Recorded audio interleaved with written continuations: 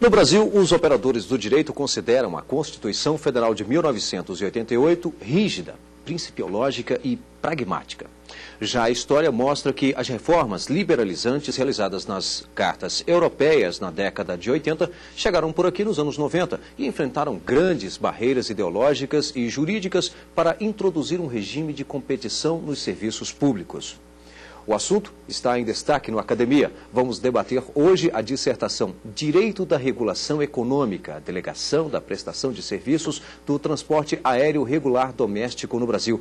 Estudo de Humberto Alves de Campos para obtenção do título de Mestre em Direito pelo Centro Universitário de Brasília, o UniCeub.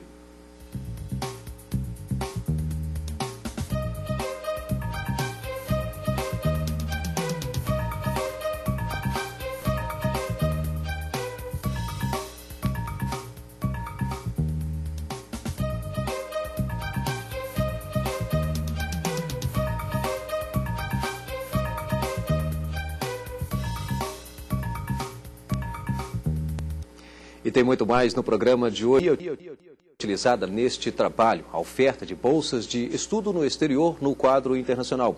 No Teses e Dissertações, as últimas edições da produção acadêmica no mercado editorial. O quadro Mestres e Doutores destaca o magistrado Márcio Kepler, que fala sobre as necessidades que surgem no trabalho forense. No perfil, um pouco da trajetória jurídica de Alexandre de Moraes, autor de várias obras jurídicas e também o mais novo jurista brasileiro a receber o colar do mérito judiciário. Debater direito da regulação econômica, delegação da prestação de serviços do transporte aéreo regular doméstico no Brasil, convidamos Fabiano Jantalha, mestre em Direito pela Universidade de Brasília, UNB, e professor de Direito Econômico e Direito da Regulação do Instituto Brasiliense de Direito Público, IDP, e o especialista em Direito André Luiz Nogueira. Gostaria aqui de agradecer, doutor Jantalha, doutor André, muito obrigado por aceitar o nosso convite da TV Justiça para participar do programa Academia de hoje. E também agradecer a presença do doutor Humberto Alves, ele que nesse momento também já peço para fazer a apresentação do seu trabalho. Parabéns, doutor. Primeiramente, eu gostaria de agradecer ao convite da TV Justiça e também a presença dos debatedores. Já passo direto à exposição do meu trabalho. Como já falado anteriormente, o título da minha dissertação é Direito da Regulação Econômica, Delegação da Prestação de Serviços do Transporte Aéreo Regular Doméstico no Brasil. A pesquisa teve como hipótese de trabalho, tem 3 ideias subjacentes na hipótese de trabalho. A primeira é de que o processo histórico da regulação econômica do setor levou à inadequação do Instituto Jurídico de Delegação desses serviços, a concessão. A segunda ideia subjacente à hipótese de trabalho é que há uma necessidade de alterar o regime jurídico de delegação desses serviços. E, por fim, de que, atualmente, na prática, o regime de autorização já está sendo implementado. Gostaria de fazer algumas ressalvas iniciais. O setor de aviação civil tem 3 segmentos principais: a infraestrutura aeroportuária, a infraestrutura aeronáutica e o segmento de prestação de serviço em si. A infraestrutura aeronáutica está ligada ao controle do espaço aéreo e não foi tratada na minha dissertação. A infraestrutura aeroportuária está ligada aos aeroportos e também não foi tratada na minha dissertação. Eu tratei especificamente da prestação dos serviços de transporte aéreo. E também, dentro desses serviços aéreos, de transporte aéreo, eu tratei tão somente do serviço regular. Não tratei daqueles serviços não regulares, que são serviços não eventuais, e também não tratei dos serviços internacionais, que são regidos tanto pelo Código Brasileiro de Aeronáutica, como por acordos internacionais. E restringi e delimitei o tema tão somente ao serviço doméstico regular. Portanto, o objetivo da dissertação foi descrever, analisar e compreender o regime jurídico da prestação de serviços de transporte aéreo regular doméstico no Brasil, debruçando-se, em especial, sobre o instituto jurídico utilizado para a delegação de serviço. A metodologia do trabalho teve 2 métodos principais. o método histórico, em que eu estabeleci conexões de acontecimentos, apontando-se a evolução da atuação do Estado no domínio econômico e as teorias que justificam a regulação da atividade econômica e da prestação de serviços públicos, e o método hipotético dedutivo, em que eu apliquei conceitos gerais da economia, em especial da economia política, do direito, em especial do direito administrativo e do direito econômico, ao regime de delegação de serviços de transporte aéreo regular no Brasil.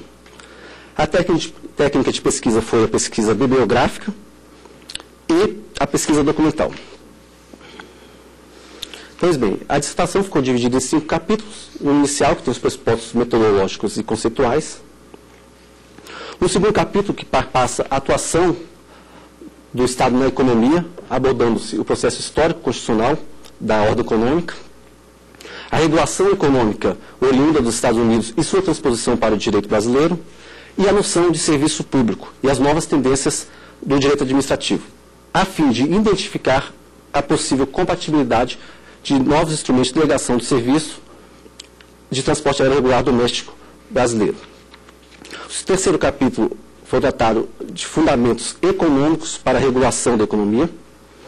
Foi feita uma breve revisão da literatura sobre regulação econômica, abordando duas abordagens principais, uma análise normativa, que pressupõe que existem falhas de mercado que devem ser corrigidas pelo governo, e uma segunda, a teoria econômica da regulação, que pressupõe que existem falhas de governo e que o governo, por vezes, é capturado por grupos de interesse para que a regulação beneficie a si próprios. Em terceiro, eu abordei, nesse segundo capítulo, a importância das regras para o desenvolvimento econômico. O quarto capítulo, eu entro no tema mais específico da dissertação, e que trata do histórico da aviação, da regulação da aviação civil brasileira, e o regime da prestação de serviço de transporte aéreo regular. E o quinto capítulo eu concluo. A conclusão do trabalho, eu peguei e tive várias análises. A primeira é de que a Constituição ela é principiológica, e que a ordem econômica nela preconizada está fundada na valorização do trabalho humano e na livre iniciativa, e tem por fim assegurar a todos a existência digna, conforme os ditames da justiça social. E que a Constituição ela se orienta tanto por princípios liberais quanto por princípios intervencionistas, cabendo ao governo eleito aplicar dentro da sua política econômica ou uma maior intervenção ou uma menor intervenção, de acordo com a política econômica a ser adotada pelo governo. A expressão regulação econômica é oriunda do direito americano, também foi difundida na Europa e chegou ao Brasil. No Brasil, isso ficou como um programa de privatização na década de 90 e um programa de reforma da administração pública. Essas alterações também incidiram no ordenamento jurídico brasileiro, em especial sobre o tratamento da delegação de serviços públicos. Nesse ponto dos serviços públicos, a concepção tradicional do serviço público, como atividade que deve ser prestada pelo Estado, perdeu espaço para uma regulação mais liberal, que admite a participação do setor privado em área até então considerada tão somente do poder público. A ideia de uma prestação de serviço público que demandava um regime jurídico único e flexível foi sendo substituída por uma noção mais flexível, capaz de atender às peculiaridades de cada setor. Isso também alterou o regime de delegação, os institutos jurídicos de delegação, a concessão, a permissão e a autorização. Esta última autorização passou por alterações legislativas, tendo um uso mais ampliado. As teorias econômicas puderam oferecer importantes conceitos e proporcionar uma análise teórica para a formulação de políticas públicas que interferem no domínio econômico, neste caso, da aviação civil. No tocante à prestação do serviço de transporte aéreo, nós identificamos o seguinte. No primeiro período, na fase pioneira, do início do século passado até meados do século passado, nós tínhamos uma política liberal. A partir daí, da década de 60, passamos a ter uma política intervencionista, de regulação restrita. E na década de 90, influenciado pela ideologia neoliberal difundida na Europa, nos Estados Unidos, nós voltamos a uma fase de desregulação. É importante ressaltar que os códigos de 66 e 86, os códigos brasileiros que tratavam da matéria, o poder público tinha ampla discricionariedade. Mas, nessa fase de desregulação, o que nós vimos foi uma limitação dessa discricionariedade do poder público. Essas reformas que ocorreram na década de 90 também foram levadas especificamente ao setor de aviação civil. Em 2005 foi criada a Agência Nacional de Aviação Civil, ao molde de outras agências reguladoras criadas no direito brasileiro. E tinha o propósito de, além de transferir da esfera militar para a esfera civil a regulação do setor, a ideia de implementar uma regulação mais moderna. Esta lei da ANAC também estabeleceu e consolidou duas importantes alterações. O livre acesso de empresas a quaisquer linhas aéreas e o regime de liberdade tarifária, afastando a discricionariedade da autoridade reguladora sobre esses aspectos fundamentais da prestação de serviço.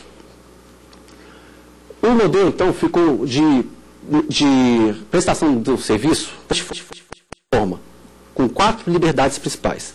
A liberdade de mercado, que permite ao particular prestar o serviço. Qualquer particular que tiver condições técnicas pode prestar o serviço. A liberdade de acesso à infraestrutura aeroportuária. Desde que tenha disponibilidade no aeroporto, pode o particular voar para aquele aeroporto. A liberdade tarifária, com uma cobrança de preço com base em regras de mercado, sem interferência do poder público. E a liberdade de investimentos, que possui desenhar sua malha aérea e oferecer o serviço de acordo com a sua conveniência empresarial, sem a intervenção do poder público. Esses aspectos se mostram incompatíveis com características próprias do Instituto de Concessão, que é o Instituto de Delegação de Serviços Aéreos Regulares. Por quê? Algumas dessas características que aqui eu cito. A exigência de licitação. Não faz sentido vocês ter exigência de licitação, que você só quando houver a homologação da licitação particular poderá prestar aquele serviço, se existe a liberdade de mercado.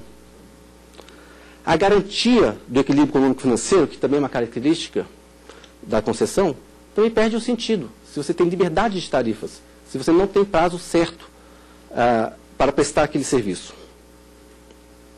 A obrigatoriedade de realização de investimentos, que é uma característica que aparece nas concessões, onde deve haver universalização de serviços ou de qualidade, não ocorre no serviço como está estruturado o mercado hoje. Por quê? Porque é a conveniência da empresa aérea que é realizado o serviço. Pois bem, isso leva à necessidade de alteração desse regime jurídico de delegação para o regime de autorização vinculada aos moldes da Lei Geral de Telecomunicações, que vai ter o objetivo de operacionalizar juridicamente, no setor de transporte aéreo regular, o regime de livre competição, com livre acesso ao mercado, com liberdade tarifária e liberdade de alocação de investimentos. Este regime de autorização vinculada está em consonância com as tendências mais modernas do direito administrativo e também com a Constituição Federal, dentro da ideologia constitucionalmente adotada pelo legislador constituinte brasileiro. São essas conclusões do meu trabalho. Bem, agradeço então a apresentação do Dr. Humberto acerca de seu trabalho. Agora é hora de conferir parte da bibliografia base deste estudo. Uma avaliação das tendências contemporâneas do direito administrativo. Coordenação de Diogo de Figueiredo Moreira Neto.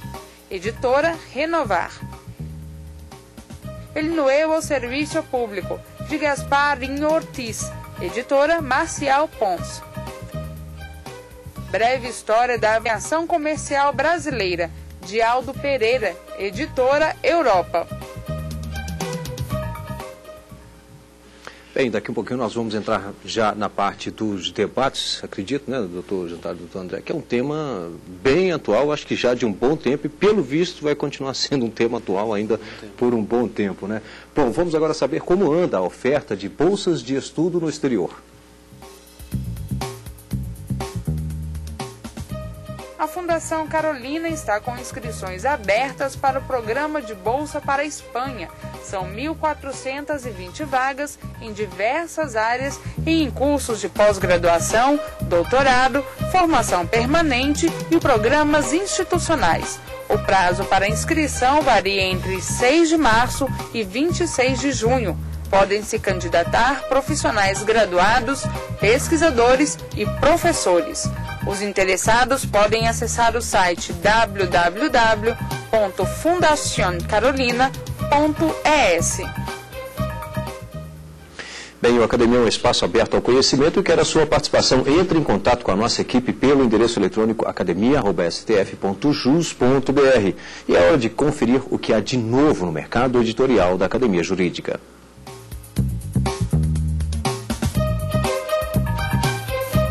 Tutelas de urgência na execução civil. Dissertação de Rita Quartieri.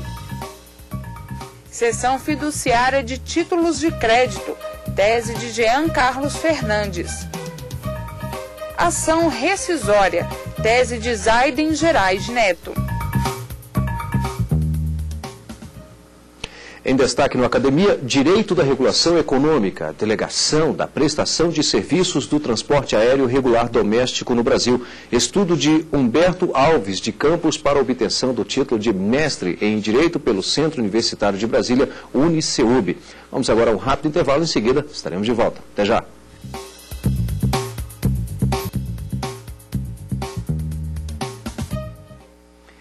Em debate hoje no Academia, Direito da Regulação Econômica, Delegação da Prestação de Serviços do Transporte Aéreo Regular Doméstico no Brasil. Um estudo de Humberto Alves de Campos para a obtenção do título de mestre em Direito pelo Centro Universitário de Brasília, UniCeub.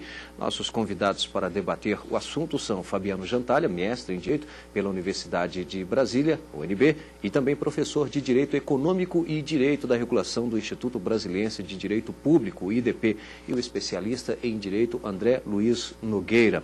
Bem, já nessa fase de debates, gostaria já de contar com a participação e intervenção do professor Fabiano Jantalha. Muito obrigado, Rimark. Muito obrigado à TV Justiça pelo convite.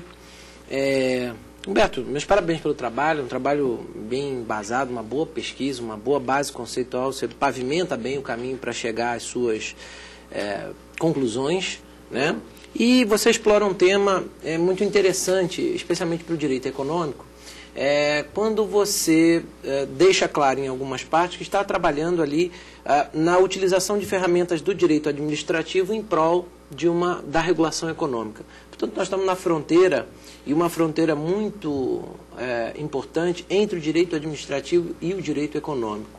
Nesse sentido, eu queria explorar um ponto inicialmente do seu trabalho. Você fala sobre a autorização vinculada e vem ao longo do seu trabalho dizendo que a sua proposta está baseada na sua percepção de que os instrumentos atualmente oferecidos pelo direito administrativo, quais sejam a concessão e a autorização, digamos assim, não vinculada, por oposição ao conceito que você propõe, que você nos traz, então, com base nessas premissas, você chega a essa proposta. A minha pergunta é a seguinte: eu queria que você declinasse um pouco para nós e para os telespectadores o que seria essa autorização vinculada. É bem verdade que você coloca isso no seu trabalho, mas para que a gente possa até ter uma massa um pouco mais abrangente para a gente debater aqui. O que seria essa autorização vinculada e qual seria a diferença dela para a autorização, digamos assim, tradicional do direito administrativo? Porque em cima disso depois eu queria te fazer uma outra pergunta. Obrigado pela pergunta. E quando você fala da fronteira entre direito administrativo e direito econômico, realmente é uma questão que ficou bastante aparente no meu trabalho, pela dificuldade da questão do objeto das duas disciplinas. Se, por um lado, o direito administrativo está muito claro que ele é o direito da noção do serviço público, e você tinha aquela noção anterior do serviço público muito rígida, muito bem delineada, e que com essas alterações recentes de liberalização que vieram a tornar esse serviço público com atividades, com características mais de atividade econômica, e que é o objeto da disciplina de direito econômico, você fica com um pouco de dificuldade, às vezes, de abordar pelo direito econômico ou pelo direito administrativo. Eu tentei trabalhar na dissertação, com as duas perspectivas, mas realmente enfrentando essa dificuldade. Quanto à autorização vinculada e essa adjetivação vinculada, o propósito dela é de que não seja que essa atividade ela tenha maior liberdade para o particular, mas que não seja uma liberdade total, porque são atividades de grande relevância para a sociedade brasileira. Então, essa expressão vinculada vai limitar aquela autorização tradicional, mas ao mesmo tempo vai dar a flexibilidade que a concessão e a permissão hoje não dão. A concessão e a permissão, o maior obstáculo que eu vejo é a questão da prévia licitação para a prestação de serviços, públicos. Porque a licitação, ela impede aquela liberdade de acesso ao mercado. Passa a ser uma prerrogativa do poder público o momento em que o particular vai poder prestar aquele serviço. Com autorização, desde cumpridos os requisitos técnicos, o particular já está habilitado a prestar aquele serviço.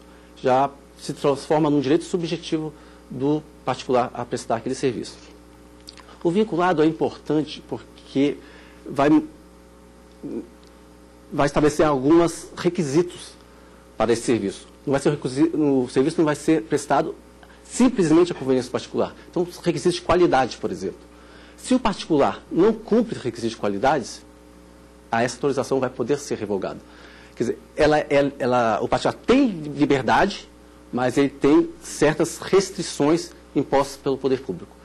Então, é nesse caminho, entre a concessão muito rígida, a autorização muito livre, a autorização vinculada, ela vai trabalhar nesse meio. Esse é o propósito da autorização vinculada. Doutor André Nogueira. Pois não, eu agradeço. Obrigado, Remarque. Parabenizo o colega aí pelo trabalho. Em linhas gerais, aproveitando a pergunta do colega, eu verifiquei que, em razão dessa modalidade de serviço público imprópria, né, prestada pelo regime jurídico de concessão, ela não se adequa muito à aviação civil, né, pois ela não preenche alguns requisitos da própria concessão, né, tais como a licitação, o prazo certo e o equilíbrio econômico-financeiro, pois não há uma revisão das tarifas e a tarifa é praticada de acordo com, né, o mercado econômico. E esse modelo de autorização vinculada, né, proposta aí no trabalho do doutor, ele preencheria essas lacunas jurídicas, né, deixadas por essa modalidade de concessão, né, e atenderia melhor, né, aos anseios, né, da aviação civil, ou seria apenas, vamos dizer, uma forma provisória, né, de preencher essa falha do serviço público, da concessão dessa modalidade de concessão? Você poderia me dizer a respeito disso aí? Ou seria uma coisa para ser implementada e permanecer? Ao meu ver, o setor teve uma reforma incompleta. A estrutura do setor foi orientada para as liberdades. O setor ele foi liberalizado ao longo do tempo. Nós tivemos uma época em que a concessão fazia sentido, normas rígidas, em que havia um contrato de concessão, em que o poder público determinava para onde as companhias aéreas deveriam voar, ao que preço deveriam voar. Neste momento anterior, a concessão era muito apropriada, porque havia um contrato entre o prestador de serviço e o poder público. Ocorre que houve uma reforma da estrutura de mercado, houve uma liberalização do mercado, mas o instrumento jurídico de delegação de serviços não acompanhou. A reforma está incompleta. O que eu proponho é que essa reforma se complete e que o instrumento jurídico de delegação de serviço venha a se adequar à estrutura de mercado já estabelecida pela legislação de regência. Sim, eu só queria saber, só completando a pergunta, se esse modelo ele se coaduna com a nossa ordenamento constitucional vigente, né, e quais seriam os parâmetros entre essa modalidade e o direito constitucional atual? Na verdade, a autorização na liberalização de serviços públicos ela já foi utilizada anteriormente no direito brasileiro. A Lei Geral de Telecomunicações, ela vem e estabelece que alguns serviços poderão ser prestados em regime de autorização.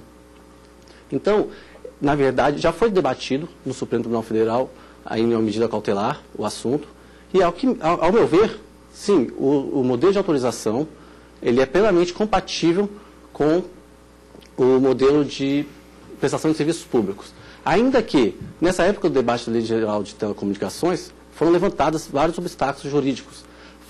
E o pressuposto era de que o serviço público, arrolado no artigo 21, esse serviço público é o poder público que deveria estabelecer quando e como ser prestado. E que a autorização tiraria da esfera pública esse poder de estabelecer quando o serviço público seria prestado.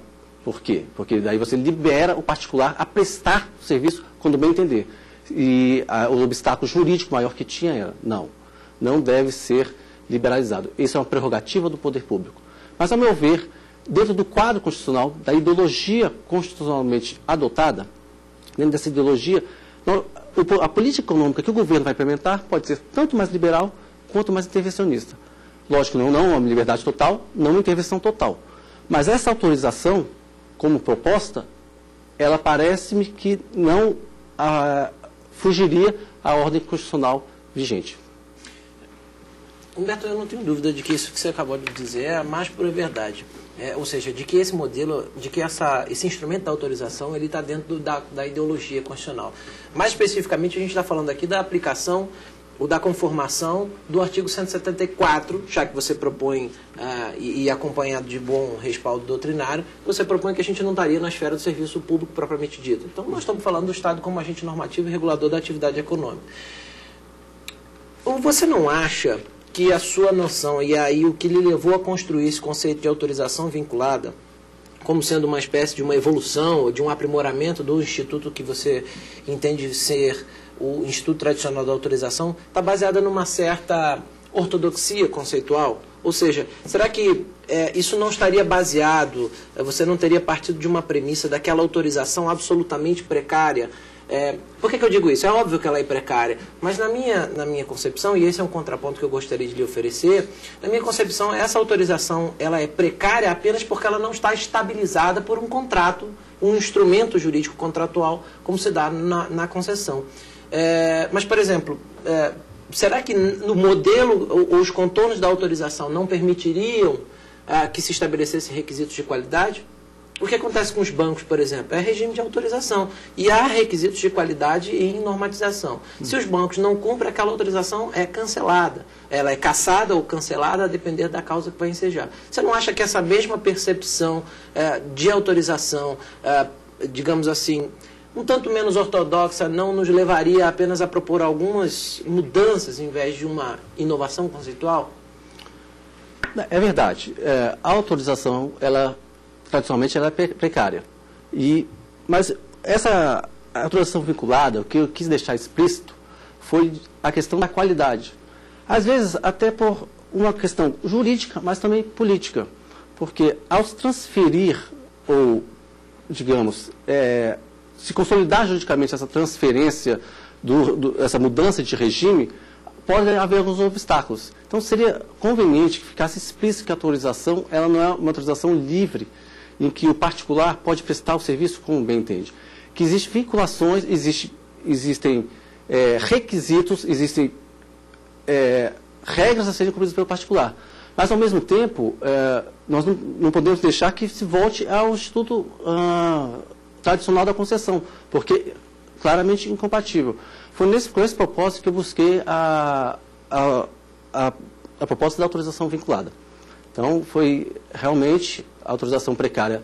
Ela pode realmente também ter contornos mais rígidos, mas eu acredito que a autorização vinculada melhor delineasse o serviço de prestação aéreo. Do ponto de vista dessa transição, né, da concessão, né, para essa autorização vinculada, quais seriam os obstáculos jurídicos, né, que nós enfrentaríamos aí? Eu acho que o importante é nós termos alguns pressupostos. A autorização ela vai depender de alguns pressupostos. Que o regime jurídico da prestação de serviço não é único. Que ele pode ser uma prestação de serviço para atender a peculiaridade. Isso foi um debate que foi enfrentado anteriormente. Quer dizer, buscava-se um regime jurídico inflexível, com regras inflexíveis, com licitação. Então, acho que nós temos que partir de uma proposta de que o regime jurídico não é exclusivo, não é único. De que há possibilidade de, por lei ordinária, você alterar o regime da prestação de serviço rolado no artigo 21 da Constituição Federal. Lá no artigo 21 está rolado que é de competência da União. Esse debate veio ao Supremo Tribunal Federal, na Lei Geral de Telecomunicações, e no voto vencedor ficou claro que o serviço o arrolamento no artigo 21 não classifica aquele serviço como serviço público. É a mera atribuição de competência da União. E a autorização ela também tem que ter um sentido amplo, não um sentido restrito que a doutrina mais tradicional brasileira tinha para ela. Digamos, a doutrina admitia 3 hipóteses para autorização, a doutrina mais clássica, anterior, que é uma satisfação da necessidade para o próprio autorizatário, o caso de autogeração. Ali, a aviação civil não é autogeração. Quer dizer, não é o particular que vai voar, ele vai prestar esse serviço para terceiros. A outra que seriam serviços públicos emergenciais, não é o caso. E de que serviços que não requerem limitação de prestadores. Quer dizer, para aqueles serviços que vocês fizeram remissão agora há pouco, serviços impróprios. É um pouco públicos e impróprios. É um pouco a volta desse debate sobre serviços públicos próprios e impróprios. Só que com uma outra linguagem, devido à evolução do direito administrativo. E como você bem mesmo coloca no trabalho, a diferença aí que é abissal e que é muito importante aqui, inclusive em termos de rumo da incidência de normas, é a diferença entre serviço público e serviço ao público. É verdade. Você bem faz a diferença no seu trabalho. É verdade. E é uma questão que é pertinente. O serviço público, ele tem certas características, mas nem todo serviço público, ou melhor, todo serviço ao público é serviço público. E é uma questão realmente muito importante essa diferenciação. Dentro até desse contexto de serviço público ou ao público, Tom Humberto, nessa, digamos, mediação, nesse meio termo que o senhor propõe, que o senhor traz aqui, e com relação, por exemplo, à fiscalização ou até mesmo à punição? Porque se hoje nós temos, de uma certa forma, um pouco rígida, e aí a coisa não é tão rígida assim na hora de dar resposta ao público, por exemplo, nos atrasos, no desvio de bagagens, e nessa mediação, então? Não ficaria mais difícil essa... Não, eu acredito não. Eu acho que o serviço, a autorização vinculada, não vai retirar o poder da autoridade reguladora.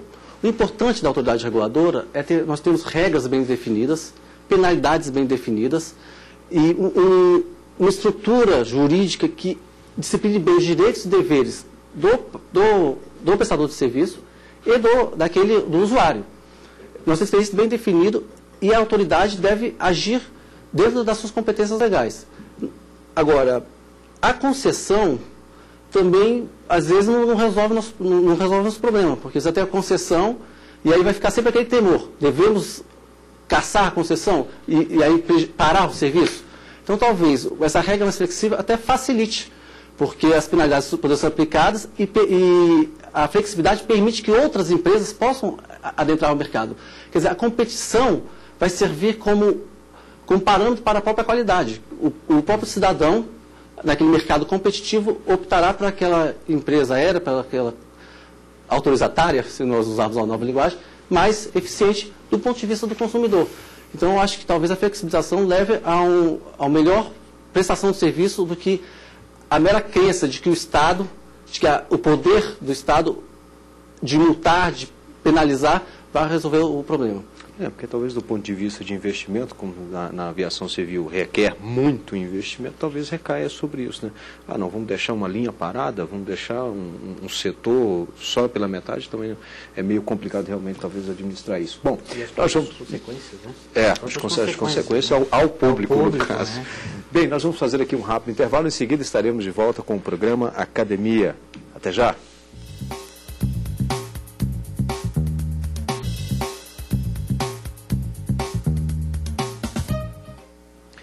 Em debate no Academia, Direito da Regulação Econômica, Delegação da Prestação de Serviços do Transporte Aéreo Regular Doméstico no Brasil. Estudo de Humberto Alves de Campos para obtenção do título de Mestre em Direito pelo Centro Universitário de Brasília, UniCeub. Destaque agora o quadro Mestres e Doutores, que traz para você e coloca inclusive aí à sua disposição o magistrado Márcio Kepler, que fala sobre as necessidades do dia a dia do trabalho forense. No caso de um magistrado, a grande vantagem está na possibilidade de fazer um estudo mais abrangente. De regra, quando a gente começa a trabalhar no dia a dia forense, a gente se preocupa muito em estudar o caso que está na nossa mesa. A gente faz um estudo aprofundado para solucionar aquela lide. E muitas vezes a gente perde essa possibilidade de ter um estudo mais abrangente, de ter um estudo capaz de concatenar várias disciplinas, de ao mesmo tempo criar essa interligação entre as várias disciplinas e ter uma visão melhor do todo. Isto o mestrado possibilita, porque a gente começa a fazer um estudo sistematizado. Tá? Eu acho que, no caso de um magistrado, o grande diferencial profissionalmente é esta possibilidade de fazer um estudo abrangente, de fazer um estudo do sistema de justiça como um todo, e não exclusivamente do caso que ele é colocado em julgamento. Bem, doutor Humberto, eu tenho aqui uma dúvida, eu até acredito que seja a dúvida de alguns telespectadores também que nos acompanham nesse momento, e aí eu até acredito que não faça parte diretamente do seu trabalho, e por isso mesmo até gostaria de contar com a participação do doutor Jantalho e também do doutor André nessa resposta, que é só para que a gente entenda melhor. Porque já que se trata de muito investimento, esse setor requer muito investimento, talvez não seria qualquer empresário que poderia bancar uma empresa da aviação civil. Mas aí nós temos empresas em outros países. Como é que é essa regulação de empresas de outros países poderem atuar, por exemplo, em nosso território? Eu digo livremente, não é só a vinda, por exemplo, talvez de uma Air France para o Brasil e assim voltar apenas nesse trajeto, mas talvez ir ao Mato Grosso do Sul e tal, em outros setores. Eu digo isso porque, por exemplo, na comunicação, existem inúmeras restrições. E na aviação também há restrições para essas empresas internacionais? Sim, sim. Há restrições tanto relativa a capital quanto relativo a desenvolvimento da atividade. Quanto a capital, há uma limitação e que existe agora um projeto de lei que foi encaminhado pelo Ministério da Defesa ao Congresso Nacional para ampliar até 49% a possibilidade de participação de capital estrangeiro nas empresas aéreas. Capital. Não atuação.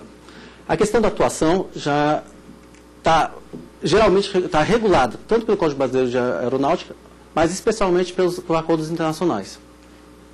Em regra, no Brasil não existe a possibilidade de cabotagem. O que é cabotagem? Uma empresa aérea estrangeira vir no Brasil, pousar, por exemplo, no Rio de Janeiro, numa cidade brasileira, e voar para outra cidade brasileira, para Brasília, carreando ou desembarcando passageiros. Quer dizer, a empresa, hoje a liberdade que existe a empresa estrangeira vem ao Brasil e ela volta para o seu estado de origem. Ainda que agora, nos últimos anos, tenha sido propostas acordos internacionais, revisões de acordos internacionais, permitindo uma quinta liberdade, que a empresa venha ao Brasil, ou a empresa estrangeira saia do Brasil, vá ao território dela e faça mais uma escala em outro país. E empresas brasileiras também têm se beneficiado disso. Por exemplo, sai do Brasil, vai à Europa e depois à África, ou depois à Ásia. Então, com base no princípio da reciprocidade, isso tem sido permitido. E o que vem aumentando a competição desse mercado internacional. Outro ponto de regulação desse mercado é a capacidade máxima de frequências. Então, por exemplo, o Brasil, eu vou falar um número... tem 100 frequências semanais para os Estados Unidos. Então, as 4, 5, tantas sejam empresas estrangeiras, norte-americanas, vão poder voar 100 frequências semanais para o Brasil. E o Brasil, da mesma forma, as empresas nacionais vão poder voar 100 frequências para os Estados Unidos. Então, com base no princípio da reciprocidade, as partes, os estados, ajustam esse aumento de frequências ou essa redução de frequências a fim de que as empresas nacionais não sejam excessivamente prejudicadas, então tem uma concorrência que venha, digamos, a desequilibrar a participação de empresas nacionais com empresas estrangeiras.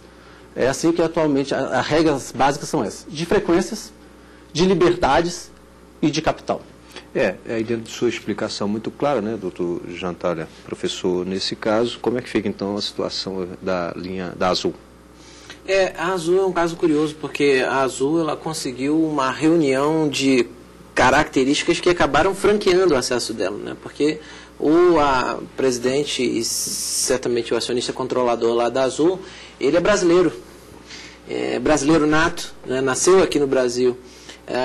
E nesse sentido ele acaba se beneficiando e não atraindo a incidência dessas normas que vedam a participação da companhia da qual ele detém o controle acionário, né, no Brasil. Então acabou franqueando, é um caso, um case, como a gente costuma dizer, né? Um caso atípico, né? Absolutamente atípico e favoravelmente atípico, porque no caso foi interessante para nós, porque acabou, eles chamam lá de JetBlue, né, nos Estados Unidos, e aí eles trouxeram para cá um conceito que já havia sido até de certa forma abandonado, que é aquela de aviação low cost, que a Gol se propôs a implementar em competição até, mas que depois acabou francamente abandonando, né? Então, beneficiado por um cenário de relativamente pouca competição. Mas o setor aéreo é um setor complicado, ele não é, mas ele é um setor que apresenta muitas características que o empurram muitas vezes para aquilo que a gente conhece como monopólio natural, ou seja, é aquela coisa que há uma dificuldade tão grande, um obstáculo tão grande à entrada, que se você não tiver 2 ou 3 ou 4 players, né, agentes aí com porte, realmente a coisa é complicada. Por isso, por exemplo, o governo estimulou tanto a aquisição da Varig pela Gol, né? Mas enfim, voltando aqui, Humberto, para a sua dissertação, eu tenho uma dúvida que eu acho até toca diretamente o interesse do nosso telespectador, que é a seguinte: nesse cenário de autorização vinculada, o papel do agente regulador ele passa a ser ainda mais forte, porque ele não está tão, de certa forma, amarrado àquelas condições do contrato de concessão, né? E ele pode, até no seu espaço de conformação infralegal, editar normas e resoluções, e sem ter a preocupação de se aquilo impacta ou não no contrato de concessão, no equilíbrio econômico e financeiro. Isso é um problema que passa a não existir. No entanto, isso traz uma outra responsabilidade, né? Que é a da maior fiscalização, que é, inclusive, de uma maior... de um maior poder que ele passa a ter de fiscalização diuturna e de alteração dessas regras, né? Eu queria que você falasse um pouquinho disso. Qual é nesse cenário em que essa autorização vinculada que você propõe venha a ser implementada, como é que seria o papel do agente regulador, qual seria a repercussão disso e, principalmente, como é que isso repercutiria, por exemplo, na qualidade do serviço que o telespectador, por exemplo, vai encontrar no balcão da companhia aérea? É verdade.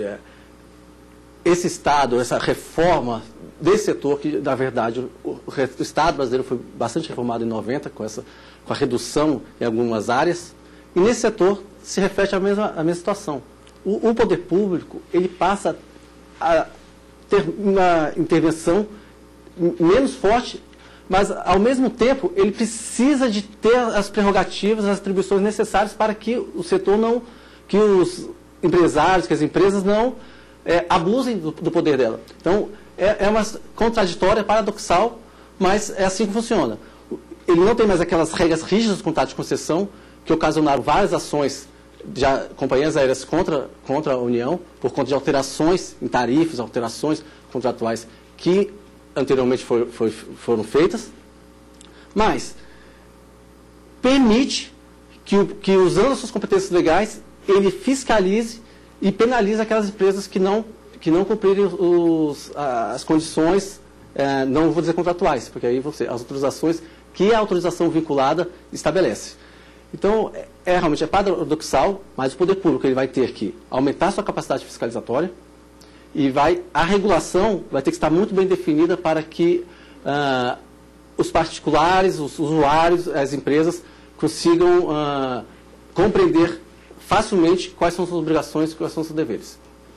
Doutor André. Doutor Humberto, aproveitando a pergunta do colega, nós temos hoje nesse modelo de concessão, o Estado ele possui meios de coibir os excessos, né, pelo próprio modelo de concessão, embora seja um modelo descaracterizado, né? A exemplo, por exemplo, da garantia do equilíbrio econômico-financeiro dos contratos, quando o Estado pode, né, a qualquer tempo, rever esses contratos para garantir o equilíbrio econômico-financeiro. Mas ele, no atual modelo, no atual cenário, ele não aplica, né, esse poder legal que lhe é conferido, em razão das consequências, né, que essa coibição dos excessos, né, por exemplo, os preços elevados de tarifas aéreas, em períodos de alta estação, como Natal, Ano Novo, em questões políticas, né, econômicas, financeiras, imagino eu. E talvez até nos preços também baixos, como a R$1, por exemplo. R$1, justamente para atrair. Então, a minha pergunta é, com esse modelo vinculado, né, de autorização vinculada, o Estado estaria aparelhado para poder coibir esses excessos, usando os instrumentos jurídicos legais previstos no modelo? E quais seriam as consequências, né, dessas punições em razão desse modelo que o nosso colega nos explicou agora, que é aquela questão da, não sei se eu estou falando corretamente, reserva de mercado, mas o Brasil, por exemplo, só as empresas brasileiras podem voar no Brasil. Né? Por exemplo, se o Estado usar desse meio vinculado para coibir, por exemplo, um excesso de preço e punir essa empresa, por exemplo, obrigando ela a não voar mais por determinado um período de tempo, se eu não me engano, para um Estado, e não existe outra companhia aérea que faça essa rota, quais seriam as consequências? Então, eu queria saber, o Estado está aparelhado diante desse novo modelo, né, proposto na dissertação, para aplicar, né, essas punições, para garantir a qualidade, como o senhor mesmo mencionou? Primeiramente, eu gostaria de lembrar esse caso curioso das tarifas aéreas muito baixas. Isso ocorreu já na história brasileira, né? Uma empresa aérea fez uma promoção de preços e o órgão regulador da época, o Departamento de Aviação Civil, proibiu aquela promoção. E houve uma repercussão política gigantesca. E aqui na minha dissertação eu até coloquei que eu entendo que isso aí ajudou, pelo menos politicamente, a criação da Agência Nacional de Aviação Civil. Por quê? Porque o órgão ele se enfraqueceu politicamente ao coibir aquela promoção. Essa questão das promoções, preços muito baixos, é uma matéria de direito da concorrência, e é muito debatida se o preço é predatório, se aquilo é mera concorrência, e realmente é difícil, às vezes, para o poder público estabelecer um preço mínimo, sob risco de o próprio poder público criar um cartel legal e combinar, e a gente sabe, corre o risco de haver uma combinação entre empresários e até mesmo, às vezes, com membros do poder público para um preço mínimo e criar um cartel oficial. Então, é um risco que se corre, mas é uma matéria muito debatida, tanto no direito da concorrência, como na economia. A questão da autorização e da qualidade, eu já coloquei aqui, realmente é paradoxal, mas o risco da concessão, do receio do poder público aplicar uma punição, é muito grande, porque se você caça aquela concessão e o regime é rígido, você não consegue permitir que outras empresas acessem. Por quê? Porque existe uma vedação, uma restrição ao acesso ao mercado. Com uma liberalização, como ocorre hoje, se uma empresa deixa de funcionar, existem outras empresas que podem substituir. Lógico, algumas dificuldades, até uma nova estrutura de mercado se formar, mas permite um pouco mais a possibilidade do poder público atuar. Porque ele atua e ele sabe que não vai deixar o usuário, que é aquele para quem o poder público existe, para proteger o usuário, não vai ficar sem ter o acesso ao serviço. Então, a flexibilização, nesse ponto, eu acredito que ajude o poder público a trabalhar. Eu lembro daquele caso de uma empresa aérea que veio à falência, que fechou, e sempre se dizia, vai ser o caos porque não vão ter outras empresas para substituir. Houve dificuldades, mas o próprio mercado se ajustou, foram criadas ou então assumiram aquele espaço e o serviço continuou sendo prestado. Num caso de concessão, teria que se convocar nova licitação, novo processo, ou então um processo emergencial para a prestação daquele serviço, e aí talvez a dificuldade fosse um pouco maior. A empresa que o senhor fala é a Transbrasil? Nesse caso, eu estava me referindo à Varig. A Varig. Uhum. Professor Jantalha. Pois é, essa questão que você colocou dessas companhias low cost e dessa questão do preço, ela me traz também uma outra reflexão que, na verdade, vem a cabo dessa autorização. Quando o poder público começa a fiscalizar, começa a cobrar, ele pode simplesmente chegar a um ponto de dizer, olha, essa companhia não tem mais condições operacionais. Uma companhia qualquer aqui que chega e diga, olha, aconteceu alguma coisa, ela não tem condições de atender o serviço de bordo, a qualidade, claro que não só o serviço de bordo, mas a qualidade, frequência, etc. Ela cassou a autorização. Cassou ou simplesmente cancelou a autorização dentro daquele espaço de discricionariedade. Muito bem. Dentro desse modelo de autorização vinculada. No contrato de concessão, o poder público de alguma forma fica um pouco mais protegido, digamos assim. Mas na autorização vinculada, o sujeito pode entrar e sair ao momento que quiser, tá certo? O ponto que eu quero colocar é o seguinte, que repercussões, como é que a gente ficaria nesse cenário? Porque se eu dou uma liberdade um pouco maior para as empresas entrarem e saírem no mercado, por meio desse instrumento, eu, na verdade, estou abrindo a possibilidade de que determinadas áreas que não sejam economicamente eficientes não sejam mais atendidas por frequências de voo, não é isso? Uhum. E, nesse caso, você até me chamou a atenção que você, na sua dissertação, você fez uma afirmação, não vou dizer ipsis literis, mas a ideia é de que não é concebível a obrigação de realização de investimento para atender a certos locais, né? Ou seja, aquilo que se faz em termos de universalização de serviços. Eu te pergunto, nesse quadro, você não acha que a gente ficaria um pouco fragilizado e nós tenderíamos, ao menos num primeiro momento, a ter uma frequência menor para algumas áreas que não fossem economicamente eficientes? É bem verdade, Humberto, que esse é um aspecto que vai estar muito mais presente na infraestrutura aeroportuária. Uhum. Né? Isso é muito mais frequente lá do que no caso de serviço que você especificamente trata. Mas como é que você vê esse possível reflexo nesse sentido com a translação para esse modelo de autorização vinculada? É verdade. A liberalização, já ocasionou realmente uma redução, em certo momento já foi, de voos, de destinos voados. Hoje se voa mais do que há pouco tempo atrás, mas quando havia uma concessão, regras rígidas que obrigavam o concessionário a voar para lugares blocos, lugares, né? Como se fosse no setor de telecomunicações. Aí realmente era mais suprida, digamos, o território nacional. Ocorre que, conjuntamente, e aí que é importante, é você separar esses serviços que são em mercados competitivos, onde o prestador já quer participar, esse não é problema. Esse, ao meu ver, pode ser autorização vinculada. O importante, e aí, nesses pontos, esses destinos, digamos, estratégicos, esses destinos que são necessários, o Estado brasileiro suprir com esse serviço público, aí eu acredito que deveria ter um regime mais separado. Um regime que aí sim haveria licitação e que o Estado, por não haver capacidade econômica para aquela atividade, o Estado subsidiar, mas de forma transparente, não com subsídio cruzado dentro de uma empresa aérea, voa trechos rentáveis e ela compensa com trechos não rentáveis que o poder público determina. Poderia na isenção de tarifa aeroportuária, por exemplo? Por mecanismos de mercado, com isenção de tarifa aeroportuária, que o poder público hoje, atualmente, é sócio da maior, é o sócio majoritário, da maior empresa de infraestrutura aeroportuária, mas ainda, ou mesmo no Congresso, com orçamentos, com licitação. No Congresso, porque lá vai ser disputado com outras prioridades. E lá vai se estabelecer, olha, para o Brasil é importante subsidiar voos para localidades longínquas. Então, só para sanar uma dúvida, então, de acordo com as suas explicações, você proporia, então, seria um modelo híbrido?